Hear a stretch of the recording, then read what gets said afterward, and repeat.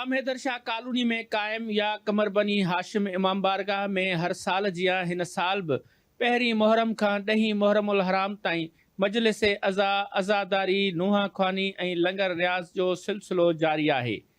इमाम बारगाह जे इंतज़ामिया पारां सिक्योरिटी जा इंतहाई सख़्त इंतज़ाम कया विया आहिनि। दाख़िला वारनि रस्तनि ते वॉक थ्रू गेट लॻाया विया आहिनि, जॾहिं त मजलिस अज़ा में ईंदड़ अज़ादारनि जी मुकमल चकास तलाशी करे खेनि अंदरि जी इजाज़त ॾिनी पई वञे। इमाम बारगाह जे मुंतज़मीन सूबाई वज़ीर अली हसन ज़रदारी, मोहम्मद हसन ज़रदारी, आशिक़ हुसैन ज़रदारी ऐं ज़ामुन अली ज़रदारी सिक्योरिटी बाबति ख़ासि हिदायतूं जारी करे छॾियूं आहिनि त जीअं अज़ादारनि खे पुरअमन माहौल फ़राहम करे सघिजे। इंतज़ामिया पारां थधे ऐं मिठे पाणी जूं सबीलियूं, लंगर न्याज़ ऐं सिक्योरिटी जो शानदार बंदोबस्त कयो वियो आहे। नौजवान स्काउट रज़ाकाराना तौरु सिक्योरिटी जा फ़राइज़ सरअंजाम ॾेई रहिया आहिनि, जॾहिं त पुलिस वॾी तइदाद में हिते सिक्योरिटी जा फ़राइज़ सरअंजाम ॾेई रही आहे। उन मौक़े ते DSP ऐं अज़ादारनि धरती TV सां ॻाल्हाईंदे पंहिंजा वीचार कुझु हिन रीति वंडिया। के हवाले से एक मुनज़्ज़म प्लान तैयार किया गया और उसके मुताबिक ही डिप्लॉयमेंट्स की जा रही हैं। तो इंशाल्लाह ताला ये जो महफिल अज़ा हैं और जितने भी जुलूस वगैरह और मातमी जुलूस बरामद होंगे, इंशाल्लाह बेहतरीन उन्हें सिक्योरिटी फराहम की जाएगी। पूरे नवाबशाह में और पूरे सिंध में सिक्योरिटी प्लान इशू किए गए।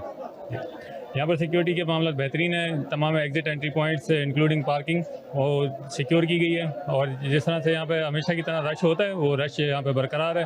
यहाँ पर लंगर चलता है, उसमें थोड़ी सी भागम दौड़ होती है क्योंकि रश ज़्यादा होता है। तो इंशाल्लाह ताला उसकी भी मामला बेहतरीन तरीके से खुश असलूबी से सरअंजाम देगी पुलिस। मां हर साल हिते अशर मजलिस में ईंदो आहियां ऐं जेका हिते अली मोहम्मद नकवी साहब आहिनि, कुम जा मौलवी साहब आयल आहिनि, अलामा साहब, जेका पहिरीं मुहर्रम सां खणी 10 मुहर्रम शाम ग़रीबा ताईं हिते मजलिस मुनक़िद थींदी आहे ऐं नवाबशाह जे तक़रीबन हर इलाइक़े मां माण्हू हिते ईंदा आहिनि ऐं हिते तमामु ज़बरदस्त नमूने नज़्म ज़ब्त वारे हिसाब सां मजलिस पढ़ाई वेंदी आहे। नमाज़ी ऐं आज़ादारी जो मैसेज ॾिनो वेंदो आहे। बशनी हाशिम हिकिड़ी मशहूरु हिते असांजी मजलिस जे लाइ जॻह मुख़्तस थियल आहे, जंहिंमें हाजी अली हसन ज़रदारी साहब जो तमामु निहायती वॾो किरदारु आहे।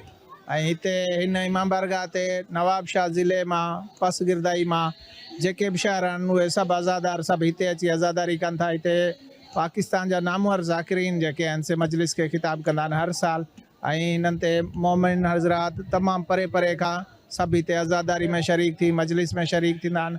उन खां पोइ हिते इंतज़ामात सिक्योरिटी तमामु बहितरीन इंतज़ाम। मजलिस में मुल्क जा नाले वारा ज़ाकिरीन ख़िताब कंदा, जॾहिं त मशहूर मुल्क जा नुहे ख्वान पिण हिन इमाम बारगाह ते अची नुहा ख्वानी कंदा। कैमरा टीम सां गॾु इम्तियाज़ कीरियो, धरती TV, नवाबशाह।